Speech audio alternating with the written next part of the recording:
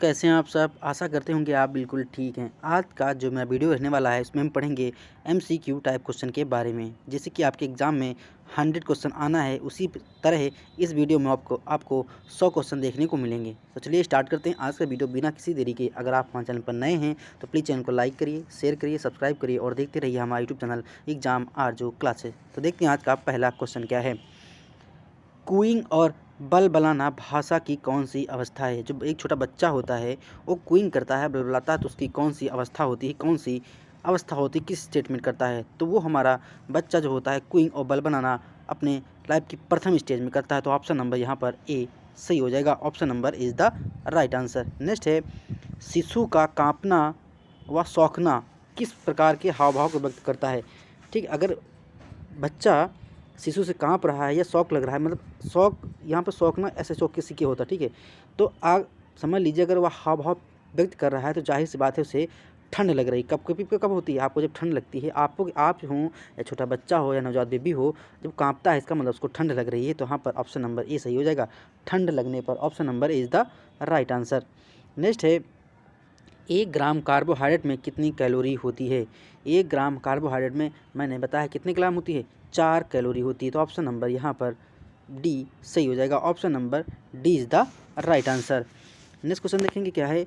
निम्नलिखित में से कौन सा हृदय की धड़कन को नियंत्रित करने में सहायक होता है? अब हम आपको वहाँ पर पढ़ा रहे थे थ्योरी क्लास में, तो मैंने बताया था पोटेशियम का यूज, ठीक है, कि पोटेशियम का कहाँ पर यूज होता है। पोटेशियम का जो हमारा मिनरल्स होते हैं, हमारे मुख्य सेविका के सिलेबस में एक टॉपिक हुआ था कि भोजन के आवश्यक घटक प्रोटीन, कार्बोहाइड्रेट, विटामिन, खनिज लवण और जल।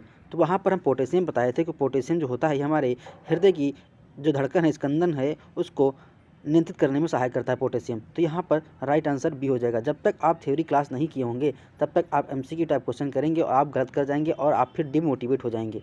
तो हम जब खनिज वाला चैप्टर पढ़ा रहे थे तो वहाँ पर पोटेशियम का यूज़ बताया था कि जो पोटेशियम होता है ये हमारी हृदय की स्कंदनगत या धड़कनगत को नियंत्रित करता है। तो ऑप्शन नंबर यहाँ पर बी सही हो जाएगा। क्वेश्चन ऐसे ही बनते हैं, ठीक है। नेक्स्ट क्वेश्चन देखेंगे क्या है।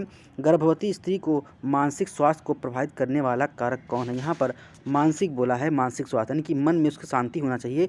तो क्या है? पति के साथ संबंध बिल्कुल सही है। अगर हस्बैंड वाइफ हैं, घर में रह रहे हैं, तो अगर दोनों के साथ अच्छा संबंध है तो उनकी जो सुख होगा अच्छा लगेगा, उनको दोनों में प्यार होगा, अच्छा लगेगा, उनका मानसिक सुख होगा। दूसरा हमारा आर्थिक स्थिति, अगर आर्थिक स्थिति सही है तब भी दोनों खुश रहेंगे। नेक्स्ट है, घर के सदस्यों के साथ संबंध यानी कि सास बहू का जो रिश्ता है वो अच्छा रहना चाहिए, टेंशन वाला नहीं होना चाहिए। अगर टेंशन होगी तो मानसिक स्वास्थ्य गड़बड़ा हो जाएगा।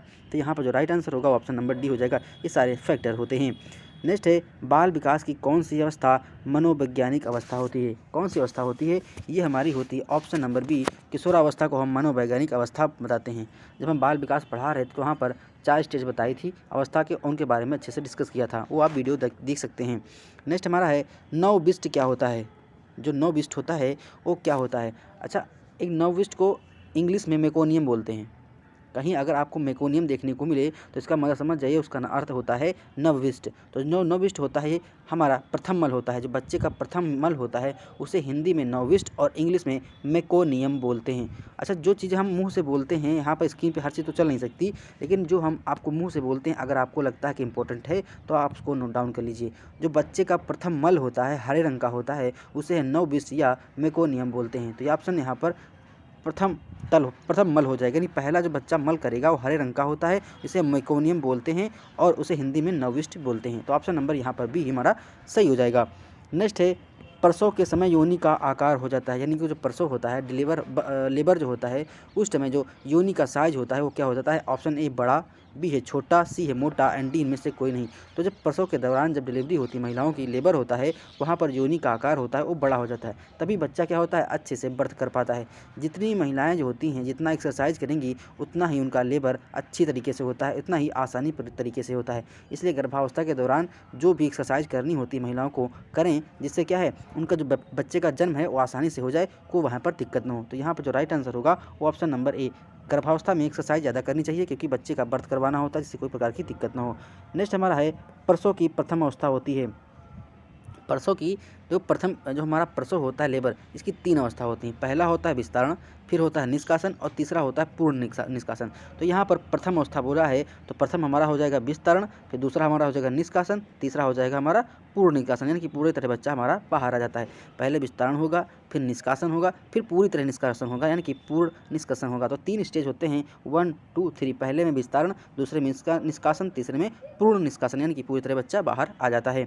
नेक्स्ट हमारा है माँ को स्तनपान छुड़ाने की क्रिया कितने समय से प्रारंभ कर देनी चाहिए, यानी कि माँ है वो अपने नवजात बेबी को दूध पिला रही है तो कितने समय बाद अपना स्तनपान उसे छुड़वा देना चाहिए। तो मैंने बताया कि 6 माह का जब बच्चा हो जाए तो उसे आप बाहर के कुछ सप्लीमेंट दे सकते हैं, कुछ पूरक आहार दे सकते हैं। आप पूरक आहार में यहाँ पर इस क्वेश्चन जो राइट आंसर होगा वो ऑप्शन नंबर सी हो जाए, 6 माह। देखो जब बच्चा 6 महीने का हो जाता है तो उसे आप पूरक आहार दे सकते हैं। पूरक आहार के तौर पर आप दाल का जूस दे सकते हैं, किसी फल का जूस दे सकते हैं, शहद दे सकते हैं, और वे चीज़ें आप उसको खिला सकते हैं जो बच्चा आसानी से खा ले और पचा ले। ठीक है, आप रोटी का टुकड़ा उसके मुंह में नहीं रख सकते, क्योंकि 6 माह का जो बच्चा होगा उसके मैक्सिमम 2 ही दांत निकलते हैं ऊपर कर्न तक। ठीक है, तो बच्चा जब रोटी को चबा ही नहीं पाएगा तो उसके जो डाइजेस्टिव सिस्टम होगा उतना मजबूत नहीं होगा जो रोटी को पचाए, और उसकी तबीयत खराब हो सकती है। तो ऐसी चीज़ें उसको देना है जो बच्चा आसानी से खा ले और पचा पाए। ठीक है, 6 महीने के बाद ये प्रोसेस होती है। नेक्स्ट हमारा है BCG का टीका किस रोग के लिए दिया जाता है, कितनी बार बता चुका है, 6 रोग। ऑप्शन नंबर ये हमारा सही हो जाएगा। नेक्स्ट है विश्व स्वास्थ्य संगठन के कितने क्षेत्रीय कार्यालय हैं, कि जो हमारा WHO है उसके कितने जोनल ऑफिस हैं, तो हमारे 6 हो जाएगा। Option number B is the right answer. कुछ क्वेश्चन होते हैं बिल्कुल रटने वाले। बाल विवाह एक समस्या है, क्या है, सामाजिक समस्या है। पारिवारिक बिल्कुल नहीं, कानूनी बिल्कुल नहीं, व्यक्तिगत समस्या, ये हमारी सामाजिक समस्या है, क्योंकि बाल विवाह पूरे समाज में देखने को मिलती है, तो ये हमारी सामाजिक समस्या होती है। तो ऑप्शन नंबर ए हमारा यहाँ पर सही हो जाएगा। दूध का दही में किण्वन करने वाला जीवाणु क्या नाम है, यानी कि जो दूध से दही बनने की जो प्रोसेस होती है, ठीक है, किण्वन द्वारा, फर्मेंटेशन द्वारा, उसमें जो जीवाणु काम करता है, बैक्टीरिया काम करता है, उसका नाम होता है लैक्टोबैसिलस। क्या नाम होता है, लैक्टोबैसिलस। तो यहाँ पर ऑप्शन नंबर बी हमारा सही हो जाएगा। लैक्टोबैसिलस नामक जीवाणु होता है जो दूध से दही बनने में मदद करता है। तो ऑप्शन नंबर बी हमारा सही हो जाएगा। भारत में मातृ मृत्यु दर कितनी है, भारत में मातृ मृत्यु दर कितनी है। मैं आपको बता दूं, अभी 4-5 दिन पहले एक वीडियो अपलोड की थी, उसमें भारत की मातृ मृत्यु दर मैंने बताया था कितनी है, तो वहाँ पर हमने बताया था 97।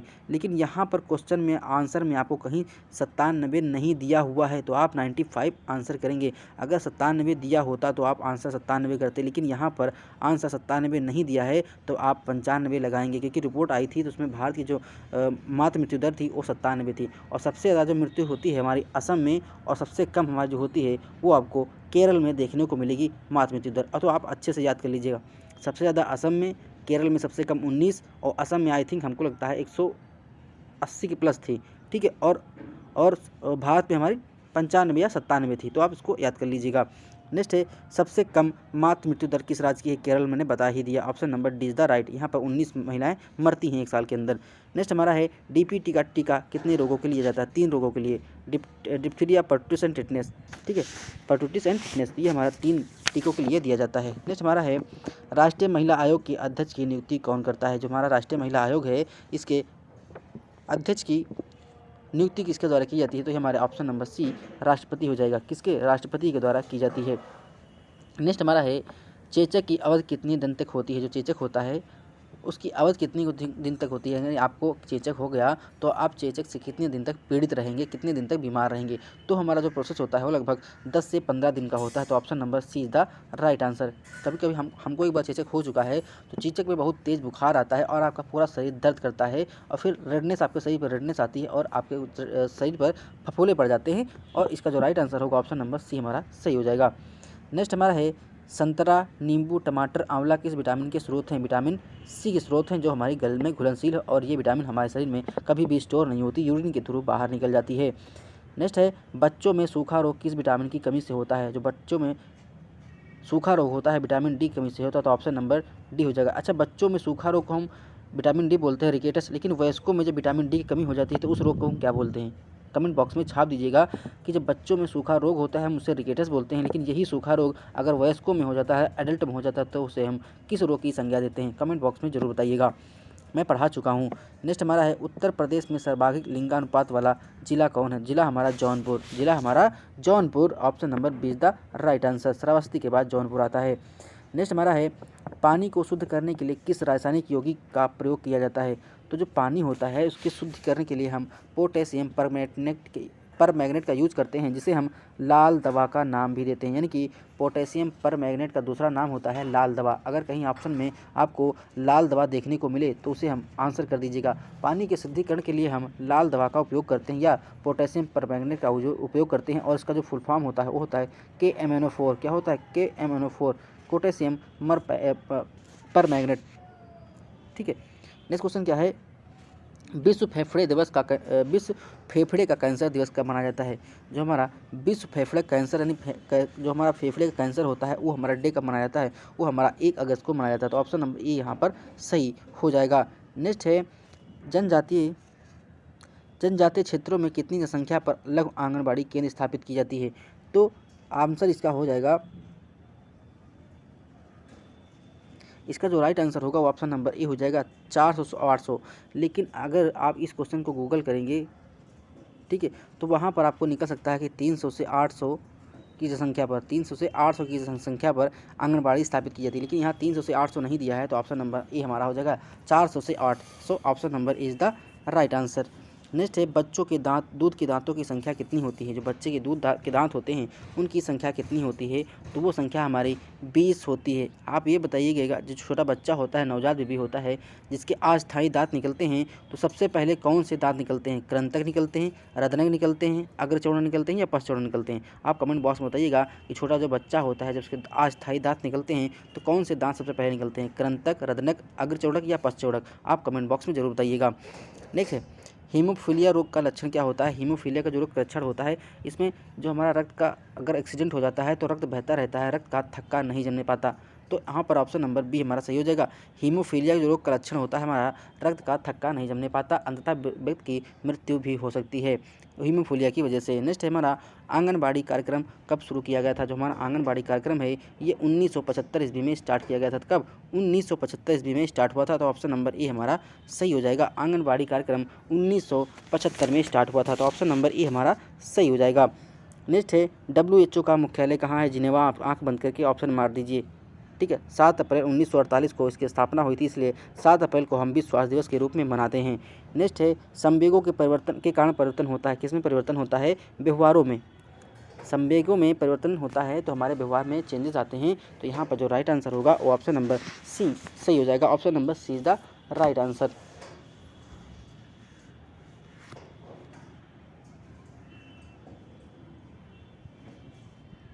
नेक्स्ट है संयुक्त राष्ट्र विकास कार्यक्रम यानी कि यूनाइटेड नेशन डेवलपमेंट प्रोग्राम की स्थापना कब की गई थी? तो ये हमारी 22 नवंबर, लिख लीजिए, 22 नवंबर 1965 को की गई थी। 22 नवंबर 1965 को की गई थी। तो संयुक्त राष्ट्र विकास कार्यक्रम यानी कि UNDP, United Nations development programme की जो स्थापना थी वो 22 नवंबर 1965 को की गई थी। तो यहाँ पर जो राइट आंसर होगा ऑप्शन नंबर सी सही हो जाएगा।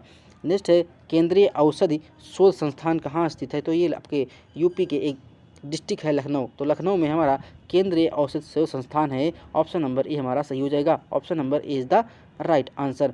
मंद बुद्धि किसके कारण होती है? अगर बच्चा कोई मंद है तो उसके, समझ लीजिए मैं आपको बता रहा हूँ, अगर बच्चे में आयोडीन की कमी है तो बच्चा क्या हो जाएगा? वो मंद बुद्धि का होगा, उसका सही से विकास नहीं हो पाएगा। तो ऑप्शन नंबर बी हमारा करेक्ट हो जाएगा। नेक्स्ट है माल्थास का सिद्धांत किसने दिया था? माल्थास, कहीं भी माल्थास आपको दिखे तो आप आंख बंद करके जनसंख्या मार देना। क्या? आंख बंद करके आप जनसंख्या वाला जो है उसको कर देना। ठीक है, जनसंख्या वाला उसको कर देना। तो यहाँ पर जो राइट आंसर होगा वो ऑप्शन नंबर सी हो जाएगा। जनसंख्या से रिलेटेड है। माल्थास का जो नियम था, सिद्धांत था, वो हमारा जनसंख्या से रिलेटेड था। नेक्स्ट देखेंगे संज्ञानात्मक विकास की प्रथम अवस्था क्या है? जो हमारा संज्ञानात्मक विकास होता है उसकी प्रथम अवस्था जो होती है ऑप्शन नंबर ए संवेदी क्रियात्मक अवस्था। Option number C is the right answer, संवेदी क्रियात्मक अवस्था। नेक्स्ट है 100 ग्राम चॉकलेट में कितनी कैलोरी ऊर्जा होती है? तो 100 ग्राम चॉकलेट आप खाएंगे तो आपको 550 कैलोरी ऊर्जा मिलती है। लेकिन आप इसी क्वेश्चन को अगर गूगल करेंगे तो वहाँ पर आंसर निकल के आता है 521 कैलोरी। कितनी? 521। लेकिन यहाँ कहीं भी 521 नहीं दिया है, आप 525 आंसर करिए। आप देखो, जब आपको क्वेश्चन हम 2 वाले ऑप्शन बताते हैं तो आप लिख लीजिए करिए कॉपी में, क्योंकि आप अगर एग्जाम में 521 और 550 देखने को मिले तो आप 521 करिएगा, 550 मत करिएगा, क्योंकि इस क्वेश्चन को अगर गूगल करेंगे तो वहाँ पर 521 कैलोरी निकल के आएगा। ठीक है, तो आप क्वेश्चन के हिसाब से आंसर, ऑप्शन के हिसाब से आंसर को करना होता है। नेक्स्ट हमारा है भारतीय बाल विकास परिषद की स्थापना कब की गई थी? तो ये हमारी स्थापना बताइएगा।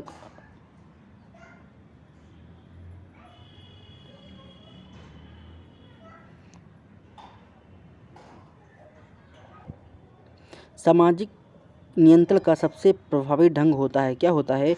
ऑप्शन नंबर सी है हमारा सामाजिकरण। ऑप्शन नंबर सी द सामाजिकरण। नेक्स्ट हमारा है शिशु के लिंग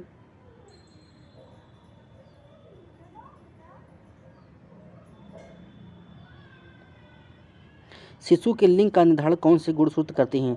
तो हमारा जो हो जाएगा यहाँ पर एक्स वाई हो जाएगा, क्योंकि एक्स देखो एक्स एक्स तो एक्स महिला होता है, लेकिन एक्स वाई में क्या होगा? अगर यहाँ पर ऑप्शन दिया होता केवल एक्स और वाई, देखो क्वेश्चन को समझिएगा, अगर यहाँ पर एक्स दिया होता, यहाँ पर वाई दिया होता, तो यहाँ पर ऑप्शन आपका वाई सही हो जाता है। लेकिन शिशु के लिंग का जो निर्धारण होता है वो पिता के गुणसूत्र पर निर्भर करता है, लेकिन यहाँ पर केवल ऑप्शन हमारा हो जाएगा एक्स वाई, क्योंकि जो हमारे 22 जोड़ी सूत्र जो हमारे 22 जोड़ी गुणसूत्र होते हैं वो सब में सेम होते हैं, चाहे महिला हो चाहे पुरुष, लेकिन एक जोड़ी जो गुणसूत्र होता है वो डिसाइड करता है कि बच्चे का लिंग निर्धारण कैसे होगा। अगर एक्स एक्स है तो लड़की होगी, अगर एक्स वाई है तो क्या होगा? लड़का होगा।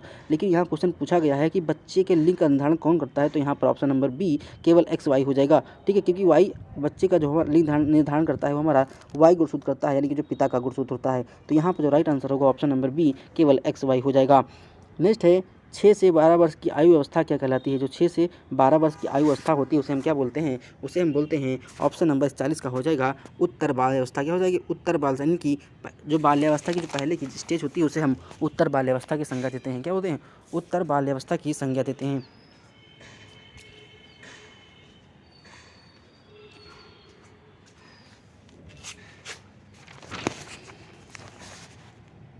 नेक्स्ट हमारा है पहला पोलियो मुक्त देश किसे घोषित किया गया था?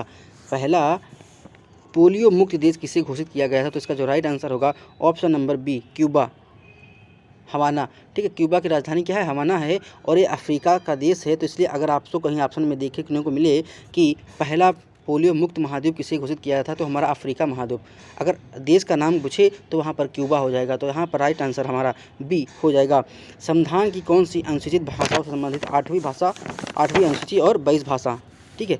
नेक्स्ट हमारा हरित क्रांति की शुरुआत कब की गई थी? तो हरित क्रांति की शुरुआत हमारी 1966-67 में की गई थी। Option number C, option number A. और हरित क्रांति के जो जनक थे हमारे MS स्वामीनाथन थे। इन्होंने गेहूं और जो गेहूं के बीजों का उन्नत प्रयोग किया और हमारे देश में खाद्यान्न की पूर्ति की। नेक्स्ट हमारा श्वेत क्रांति के जनक किसे कहते हैं? डॉक्टर वर्गीज कुरियन। 26 नवंबर को हम नेशनल मिल्क डे मनाते हैं इनके हैप्पी बर्थडे पर। आनंद जो हमारा गुजरात में पड़ता है वहाँ पर इन्होंने अमूल की स्थापना की थी। ठीक है, तो ऑप्शन नंबर बी हमारे यहाँ पर सही हो जाएगा। नेक्स्ट है गरीबी उन्मूलन तथा आत्मनिर्भरता किस पंचवर्षीय का योजना था? ऑप्शन नंबर आप मार दीजिए कि ऑप्शन नंबर 5वीं, ऑप्शन नंबर ए हमारा सही हो जाएगा। नेक्स्ट है इंदिरा गांधी आवास योजना कब प्रारंभ की गई थी? तो इंदिरा गांधी आवास योजना है ये हमारी 1985 ईस्वी में स्टार्ट की गई थी, 1985 ईस्वी में। तो ऑप्शन नंबर बी हमारा करेक्ट हो जाएगा। नेक्स्ट है कैलोरी किसकी इकाई है? तो कैलोरी हमारी ऊष्मा, ताप, दाब, प्रोटीन। तो यहाँ पर ऊष्मा की यानी कि ऊर्जा की हमारी इकाई होती है। Option number A is the right answer. महिला सशक्तिकरण वर्ष किसे घोषित किया गया था? तो जो हमारा महिला सशक्तिकरण वर्ष था वो हम 2001 में घोषित किए थे। तो ऑप्शन नंबर ए हमारा करेक्ट हो जाएगा, A is the right answer. Next है 5 वर्ष की अवस्था में बालक के सिर का विकास कितने % हो जाता है? तो हमको 90%, यानी कि option number C is the right answer. Next है जन्म के समय मस्तिष्क का भार कितना होता है? तो जन्म के समय जो मस्तिष्क का भार होता है वो हमारा 350 ग्राम होता है, और जब हम एडल्ट हो जाते हैं यानी कि जवान हो जाते हैं तो लगभग 1350 ग्राम का होता है। कितना होता है? जवानी में हमारा 1350 और छोटे बच्चे के समय 350 ग्राम का मस्तिष्क का वजन होता है। आप लिख लीजिए कि बच्चों का 350 और वयस्कों का जो हमारा मस्तिष्क का भार होता है वो 1350 से लेकर 1400 ग्राम तक होता है। आप इसको नोट डाउन कर लीजिए।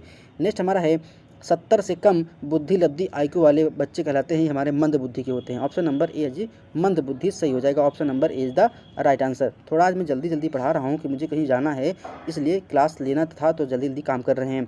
नेक्स्ट हमारा है सहयोग का अर्थ क्या होता है? तो सहयोग का अर्थ है 2 या 2 से अधिक व्यक्तियों का जब साथ में मिलकर काम करते हैं तो इसे हम सहयोग की संज्ञा देते हैं। क्या बोलते हैं? सहयोग की संज्ञा देते हैं। इसे आपके घर में क्या है, आपके पापा के साथ आपके छोटे भाई या आप हम लोग साथ देते हैं तो क्या है, उनका सहयोग करते हैं। तो ऑप्शन नंबर सी हमारा सही हो जाएगा। नेक्स्ट है नातेदारी समाज बनाती है तथा समाज नातेदारी बनाती है, ये कथन किसका था? यानी कि ये स्टेटमेंट किसने दिया था कि नातेदारी समाज बनाती है और समाज नातेदारी बनाता है, ये कथन जो हमारे था। ऑप्शन नंबर यहाँ पर सही हो जाएगा, इरावती कर्वे साहब, जो हमारा इरावती कर्वे थे उनका स्टेटमेंट था, जो हमारे इरावती कर्वे साहब था उनका स्टेटमेंट था। आप जहाँ पर स्टेटमेंट लिख रहे हैं वहाँ पर इस स्टेटमेंट को लिख लीजिए कि नातेदारी समाज बनाती है तथा समाज नातेदारी बनाता है। तो इस स्टेटमेंट को आप लिख लीजिए इरावती कर्वे साहब, option number B is the right answer. Next है, निम्न में हिंदू विवाह का उद्देश्य किससे है? तो जो हिंदू विवाह का उद्देश्य होता है वो धर्म से भी होता है, प्रज्ञा और रति, यानी कि ये सभी हो जाएगा। Option number D is the right answer. एक चीज़ मैं बताऊं, कभी कभी मैं मान लो 100 क्वेश्चन करवा रहा हूं तो बाय डिफ़ॉल्ट हमको क्वेश्चन का आंसर आता होता है, लेकिन कभी कभी ऐसा होता है कि जल्दबाजी में आप मिस्टेक कर जाते हैं। ठीक है, तो ऐसा नहीं है, इंसान से भी गलती हो सकती है। हमसे लास्ट वीडियो में एक गलती हो गई थी कि जो कार्बोहाइड्रेट होता है उसमें CHO मिलता है, हमको पता था, लेकिन हमने क्या किया, बाय डिफ़ॉल्ट हमारे मुँह से गलती हो गई और उस क्वेश्चन मैंने गलत बता दिया। लेकिन जो लोग कंटिन्यू क्लास लेते हैं वो जान जाते हैं कि उस क्वेश्चन का आंसर क्या होगा। ठीक है, 100% सोना जो हमारा प्राकृतिक रूप में सोना मिलता है वो भी सही 100% प्योर नहीं होता। तो हम लोग इंसान हैं, हम लोग से भी गलती हो सकती है, कोई दिक्कत नहीं, कोई इशू नहीं है। हमने उस क्वेश्चन को देखा, उसका आंसर बताया भी कि कार्बोहाइड्रेट में CHO होता है। ठीक है, कोई दिक्कत नहीं है, आप पढ़ते रहिए, अच्छे से करते रहिए। जब आप पढ़ेंगे तभी हमारे अंदर आप गलती देख पाएंगे, क्योंकि आप जब पढ़ेंगे नहीं तो हम आपको जब गलत पढ़ा देंगे तब भी आप नहीं जान पाएंगे कि आप गलत पढ़ाए कि सही पढ़ाया है। तो आप पढ़ेंगे तभी हम जान पाएंगे कि हमारे अंदर क्या गलती हैं। ठीक है, हमको गलती एहसास हुआ कि मेरे मुंह से बाय डिफ़ॉल्ट गलती हो गई थी, वो मैंने ऑप्शन बता दिया, मुझे आता था, ऐसा नहीं मुझे नहीं आता था। लेकिन ऐसा होता कि जब आप 100 क्वेश्चन करा रहे होते तो जल्दी स्पीड में कराना होता है ताकि वीडियो लंबी ना जाए। ठीक, इस चक्कर में कभी कभी ऐसा होता है कि आपके मुंह से बाय डिफ़ॉल्ट कोई ऑप्शन गलत निकल जाता है। ये किसी से भी गलती हो सकती है, मैं मानता हूँ। ठीक है, तो आते हैं अपने क्वेश्चन के ऊपर। कौन से कारक सामाजिक परिवर्तन बाधक हैं? कौन से हैं सामाजिक जो परिवर्तन में बाधक हैं? रूढ़िवादिता, निरक्षरता, निहित स्वार्थ और ये सभी। तो यहाँ पर ऑप्शन नंबर हो जाएगा, ये सभी हमारे जो कारक हैं ये हमारे सभी सामाजिक परिवर्तन के बाधक होते हैं, यानी कि सामाजिक परिवर्तन के जो हमारा सामाजिक परिवर्तन होता है उसमें बाधा के रूप में काम करते हैं।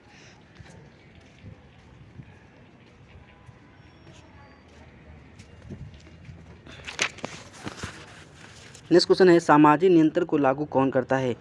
धर्म, समाज, कानून या ये सभी। तो हमारे सामाजिक परिवर्तन है ये हमारे, जब हम पढ़ाए थे सामाजिक कंट्रोल यानी कि सोशल कंट्रोल के बारे में, वहाँ पर हम कानून के बारे में बताए थे, समाज के बारे में और धर्म के बारे में डिस्कस किया था। तो इसमें ये सभी हो जाएगा, ये हमारे सभी होते हैं जो सामाजिक नियंत्रण का काम करते हैं। नेक्स्ट है, गर्भावस्था के दौरान कितना भार बढ़ना उचित है? कितना भार बढ़ना है? 12 ग्राम। ये बिल्कुल राइट, याद कर लीजिए, 12 ग्राम बढ़ सकता है, क्योंकि जब गर्भावस्था में महिला होती है तो उसका वजन, पहली बात तो कुछ अच्छे से खाना खाएगी तो उसका भी वज़न बढ़ेगा, और साथ ही साथ उसके पेट में बच्चा जो पल रहा है उसका भी तो वज़न बढ़ेगा। इसलिए गर्भावस्था के दौरान अगर महिला का भार बढ़ता है तो कोई टेंशन लेने वाली बात नहीं है, और आप खुश होंगे। क्योंकि खुश इसलिए होंगे, जब गर्भावस्था के दौरान महिला का भार बढ़ेगा तो आप यकीन मानिए जब आपका बेबी पैदा होगा उसका हेल्थ बढ़िया होगा, वो भी वज़नदार होगा। ठीक है, तो यहाँ पर जो राइट आंसर होगा ऑप्शन नंबर सी हो जाएगा, 12। नेक्स्ट है, किस सन में विशेष विवाह अधिनियम बनाया गया था? विशेष विवाह अधिनियम बनाया गया था, विशेष नाम कर दिया तो यहाँ पर 1954 हो जाएगा। अगर केवल विवाह अधिनियम होता तो 1955 आंसर हो जाता। आप अच्छे से लिख लीजिए, अगर विशेष की बात किया है तो 1954, अगर केवल विवाह अधिनियम की बात करता तो 1955 आंसर करते। ठीक है, तो यहाँ पर जो ऑप्शन नंबर ए हो जाएगा, यहाँ विशेष वर्ड जुड़ गया है तो ऑप्शन नंबर ए, अगर विशेष नहीं होता तो 1955 आंसर होता। ठीक है, यही कुछ लोग होते हैं जो कमेंट करते हैं, क्वेश्चन पूरा नहीं पढ़ेंगे और कहेंगे सर आपने क्वेश्चन गलत बता दिया।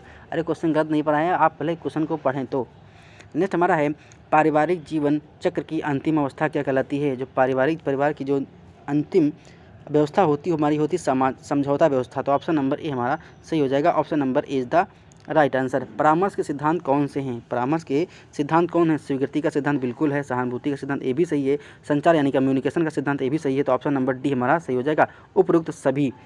नेक्स्ट क्वेश्चन क्या है, किसकी कमी से क्वार्सेरियोकर नामक क्या प्रोटीन, ऑप्शन नंबर प्रोटीन मार दीजिएगा।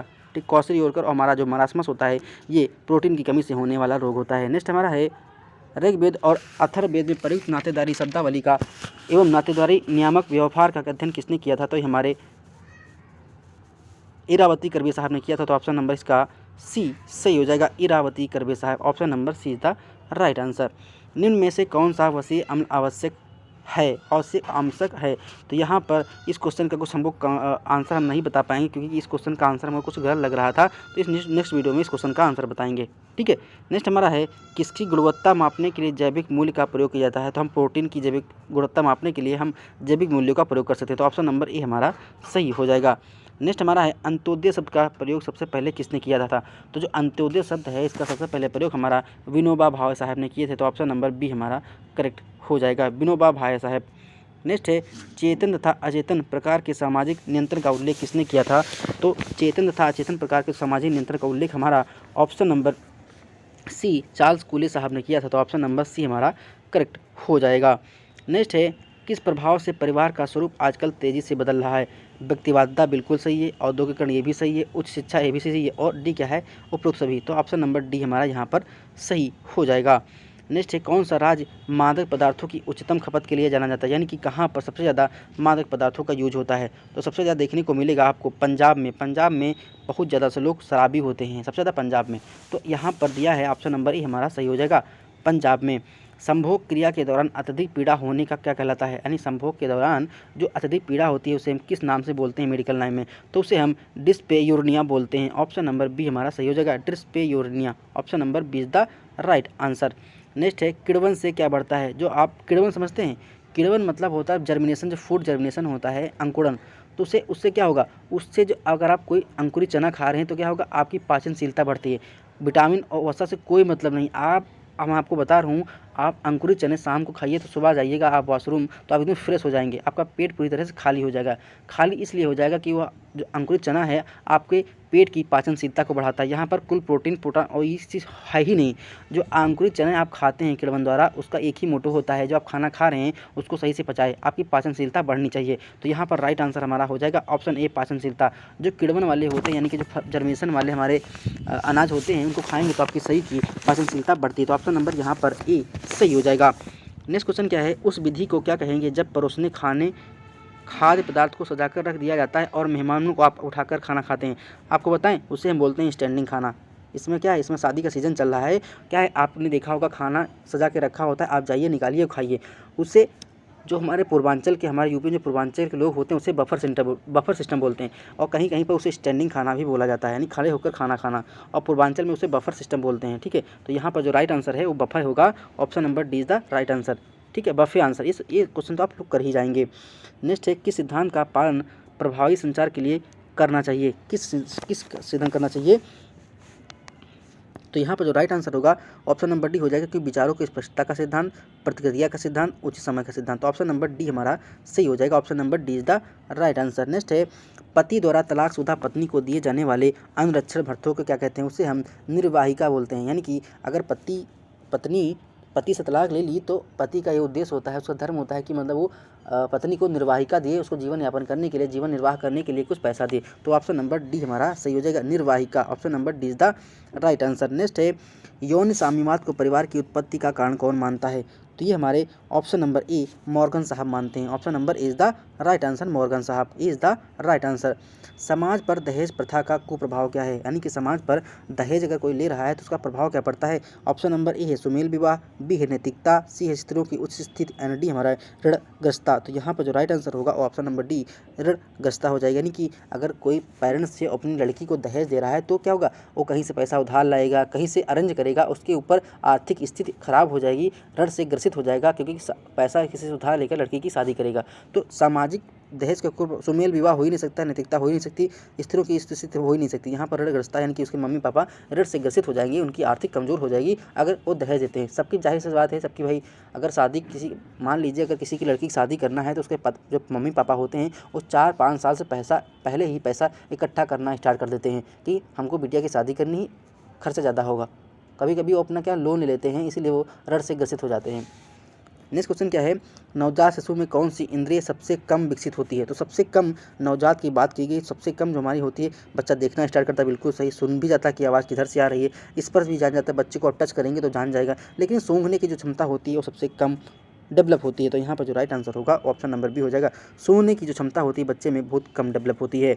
नेक्स्ट है भ्रूण के मस्तिष्क को नुकसान पहुँचाने वाला जीका वाहन किसके द्वारा वहन होता है? तो जो जीका जो वायरस होता है, इसका जो वाहक होता है मच्छर होता है। और ये होता है क्या है, जब गर्भावस्था में महिला होती है तो जो गर्भावस्था में भ्रूण पल रहा होता है, यानी कि बच्चा पल रहा होता है, उसके मस्तिष्क पर अटैक करता है, उसे प्रभावित करता है। तो यहाँ पर ऑप्शन नंबर ए सही हो जाए। अगर कोई महिला गर्भावस्था में हो तो आप आप ये पॉसिबल करिए कि 9 महीने तक उसे आपको जहाँ वो रह रही है वहाँ पर एकदम माहौल साफ़ होना चाहिए, मतलब मच्छर वाला नहीं होना चाहिए। आप ऑल आउट का इस्तेमाल कर सकते हैं कि कोई भी किसी प्रकार की दिक्कत ना होने पाए। नेक्स्ट है सामाजिक व्यवहार जन्म के समय शुरू होता है, यह कथन किसका है, यानी कि यह स्टेटमेंट किसने दिया था। तो ये हमारे जो स्टेटमेंट सामाजिक व्यवहार जन्म के समय शुरू होता है, यह कथन क्या है, सत्य है, असत्य है, विवादित है, संबंधित नहीं। जन्म के समय शुरू होता है, ये हमारा कथन असत्य है। जन्म के समय शुरू नहीं होता है, ये हमारा असत्य हो जाएगा। Option number B is the right answer. Next है गर्भकालीन विकास की द्वितीय अवस्था क्या होती है, उसे हम भ्रूणावस्था बोलते हैं। क्या बोलते हैं, भ्रूणावस्था। Option number C is the right answer. Second phase भ्रूणावस्था होती है। नेक्स्ट है बच्चों में पाए जाने वाली भाषा संबंधी दोष क्या नहीं है, क्या नहीं है पूछा, तो बोला है अगर बच्चा गलत उच्चारण कर रहा है तो बिल्कुल है, हकलाना ये भी होता है, अस्पष्ट उच्चारण ये भी हो, लेकिन धीरे धीरे बोलना ये कोई भाषा संबंधी दोष नहीं है। यानी कि धीरे धीरे बोलना, बच्चा का धीरे धीरे बोल रहा है तो कोई भी भाषा संबंधी दोष नहीं है। तो ऑप्शन नंबर डी हो जाएगा। भाषा संबंधी दोष क्या है, मतलब बच्चा अगर कोई चीज़ बोल रहा है तो उसका प्रोनाउंसिएशन सही से नहीं कर पा रहा है, ठीक है, हकला रहा है, अस्पष्ट उच्चारण कर रहा है। अगर जो छोटा बच्चा होता है उससे बोले कि आप बेटा कुछ बोलिए, तो अगर उससे बोले कि बेटा बोलो कि छोटी छोटी नालियों को बनाकर छोटी छोटी नालियों को मिलाकर एक बड़ा नाला बनता है, तो कहेगा छोटी छोटी नालियों को मिलाकर एक बड़ा नाला बनता है। ऐसे ला को ना बोलेगा, जनरली आप देख लीजिएगा कैसे उसे बोले कि बेटा बताओ कि छोटी छोटी नालियों को मिलाकर एक बड़ा नाला बनता है, तो कहेगा छोटी छोटी नालियों को मिलाकर एक बड़ा नाला बनता है। यानी कि ला को ना बोलेगा, तो क्या है, सही से प्रोनाउंसिएशन नहीं कर पा रहा है, सही से उच्चारण नहीं कर पा रहा है। ऐसे छोटे बच्चे होते हैं। तो यहाँ पर धीरे धीरे बच्चा धीरे धीरे बोलते नहीं है। पहली बात तो छोटा बच्चा जो होगा बहुत तेज बोलता है, एकदम चिल्ला के पूरा घर हिला देगा, ठीक है। तो यहाँ पर जो राइट आंसर नहीं है पूछा, तो ऑप्शन नंबर डी हमारा सही हो जाएगा। नेक्स्ट है भोजन के गैर पोषणीय घटक हैं, क्या हैं, ऑप्शन नंबर ए है रेसे एवं जो रफेज होते हैं ये हमारे गैर पोषणीय घटक होते हैं। तो ऑप्शन नंबर ए हमारा सही हो जाएगा। कौन सी विटामिन रेडोप्सिन का घटक है, कौन सी विटामिन जो हमारी है ये रेडोप्सिन का घटक है, तो हमारी विटामिन ए जो होती है ये रेडोप्सिन का घटक होती है। तो ऑप्शन नंबर ए हमारा सही हो जाएगा। राष्ट्रों के मध्य भ्रातृत्व भावना बढ़ाने के लिए यूनिसेफ को किस वर्ष शांति का नोबेल पुरस्कार दिया गया था, तो ये ऑप्शन नंबर बी 1965 में शांति का पुरस्कार नोबेल यूनिसेफ को दिया गया था। नेक्स्ट है ऊर्जा मापने की अंतर्राष्ट्रीय इकाई क्या है, तो ये हमारी जूल होती है। तो option number is the right answer.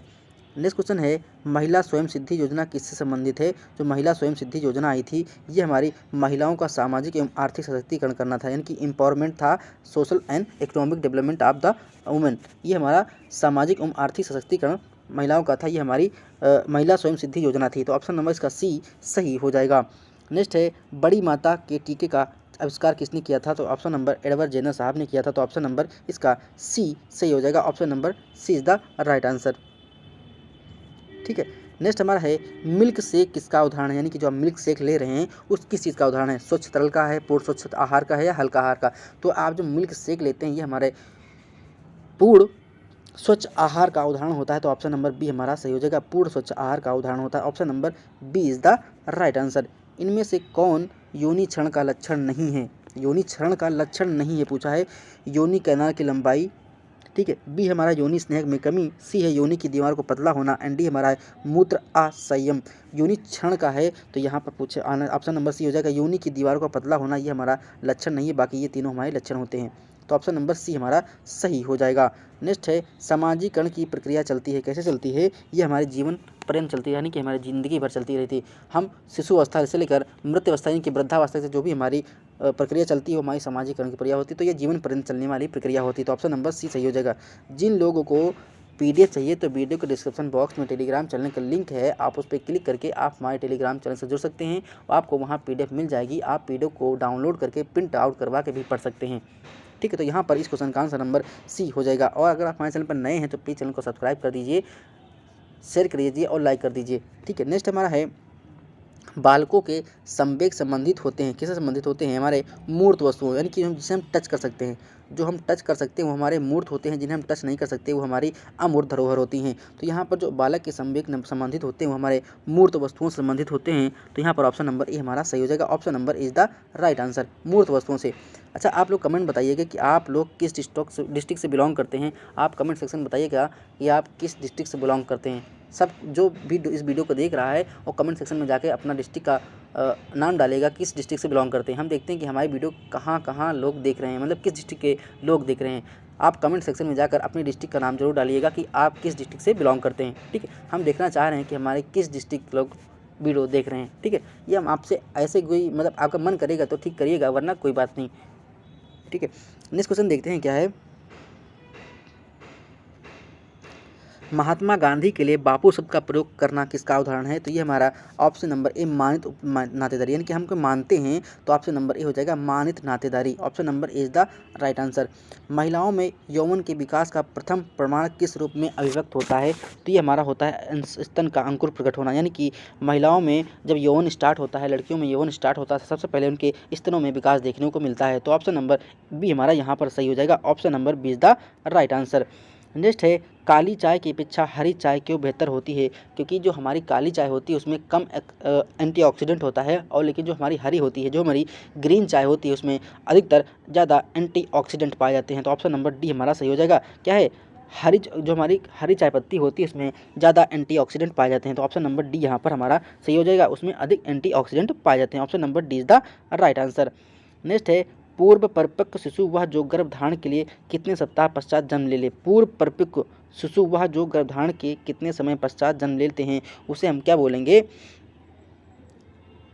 उसे हम बोलेंगे 37 सप्ताह, यानी कि ऑप्शन नंबर डी हमारा सही हो जाएगा। नेक्स्ट है, गर्भावस्था के दौरान कौन सा हार्मोन GIT के आमाशय की पेशियों की कार्यशीलता को कम करता है? इस क्वेश्चन का आंसर आप कमेंट बॉक्स में छापिएगा कि गर्भावस्था के दौरान कौन सा हार्मोन GIT, ठीक है, कि आमाशय की पेशियों की कार्यशीलता को कम करता है। इस क्वेश्चन का एक क्वेश्चन हमको नया मिला है पहली बार, तो इस क्वेश्चन का आंसर आप कमेंट बॉक्स में बताइएगा कि इस क्वेश्चन का आंसर क्या होगा। चाहे गलत हो चाहे सही हो, आप गूगल करके भी इस क्वेश्चन का आंसर दे सकते हैं कमेंट बॉक्स में। ठीक है, नेक्स्ट क्वेश्चन क्या है? HIV के ऊर्ध्वाधर संचरण के लिए जोखिम अधिक होता है, किस कब जोखिम होता है? जब हमारा इंट्रानेटल अवधि होती है। तो ऑप्शन नंबर बी हमारा सही हो जाएगा, इंट्रानेटल अवधि। Option number B is the right answer. Next है हमारा भ्रूण संचरण का वह भाग जो जन्म के पश्चात फोसा ओवल्स बन जाता है, उसे क्या बोलते हैं? ऑप्शन नंबर ए नाभि धमनी, बी है डक्ट धमनी, सी हमारा अंडाकार रंध्र, एंड डी हमारा नाभि शिरा। तो यहाँ पर जो राइट आंसर होगा ऑप्शन नंबर सी अंडाकार रंध्र हो जाएगा। Option number C is the right answer. Next है, पहली भ्रूण मूवमेंट जिसके माँ द्वारा 16 से 20 सप्ताह गर्भ के दौरान महसूस किया जाता है, उसे हम क्या बोलते हैं? उसे हम क्विकिंग बोलते हैं, क्विकिंग। अच्छा ठीक है, जब बच्चा 16 से 20 सप्ताह का माँ के पेट में हो जाता है तो बच्चा हाथ पैर चलाना स्टार्ट कर देता है, मूविंग करता है। देखो, आप जब बाइक पे बैठते हैं तो आप बाइक पे किक मारते हैं, बोलते हैं कि किक मारो तो स्टार्ट हो जाएगा। उसी किक से बना है कि माँ के पेट में बच्चा जब इधर उधर पैर हिलाता डुलाता है तो उसे बोलते हैं किकिंग कर रहा है, यानी कि किक मार रहा है, लात मार रहा है। उसे आप ऐसे चीज़ें, जब ऐसे आप चीज़ों को रिलेट करेंगे तभी आप याद कर पाएंगे और आपको याद भी रहेगा। ठीक है, तो बच्चा जब पेट में हाथ पैर चलाता है तो उसे हम किक बोलते हैं। जैसे आप बाइक पे किक मार के बाइक को स्टार्ट करते हैं, वैसे ही वहीं से वर्ड बना है कुकिंग। तो ऑप्शन नंबर ए हमारा इसका सही हो जाएगा। नेक्स्ट है, रक्त कैंसर के रूप में निम्नलिखित में से किसे वर्गीकृत नहीं किया जाता? आपको पूरा क्वेश्चन पढ़ना है। तो यहाँ पर ल्यूकेमिया ये रक्त को होता है, लिम्फोमा ये भी होता है, माइलोमा ये भी, लेकिन कार्सिनोमा नहीं होता। तो ऑप्शन नंबर ए हमारा सही हो जाएगा, carcinoma. Option number A is the right answer. Next है, गर्भावस्था के दौरान उदर के निचले भाग में बनने वाली सफ़ेद धारियाँ क्या कहलाती हैं? उसे हम स्ट्राइग्रेविडम बोलते हैं। क्या बोलते हैं? स्ट्राइग्रेविडम। Option number B, option number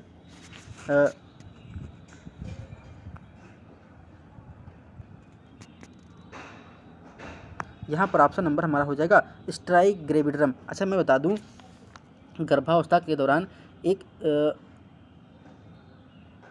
cream आती है, इसका नाम होता है एंटी स्ट्रेच क्रीम, यानी कि एंटी स्ट्रेच क्रीम होती है। आप उसको अगर लगाएंगे तो आप जो खिंचाव बनते हैं गर्भावस्था के दौरान, उस खिंचाव से मुक्त हो जाएंगे। तो जिन लोगों को मतलब इस खिंचाव से बचना है स्ट्राइग्रेविडम से, तो वो एक एंटी स्ट्रेच क्रीम आती है, मेडिकल स्टोर पर मिल जाएगी। आपको यूज़ करेंगे तो आपको जो हमारे खिंचाव बन जाते हैं वो मुक्त हो जाएंगे। अगर आपको वीडियो अच्छी लगी तो प्लीज़ वीडियो को लाइक करिए, शेयर करिए, सब्सक्राइब करिए और देखते रहिए हमारे यूट्यूब चैनल एग्जाम आरजू क्लासेस। मिलते हैं नेक्स्ट वीडियो में। धन्यवाद, शुक्रिया, आपका दिन शुभ हो, मंगलमय हो।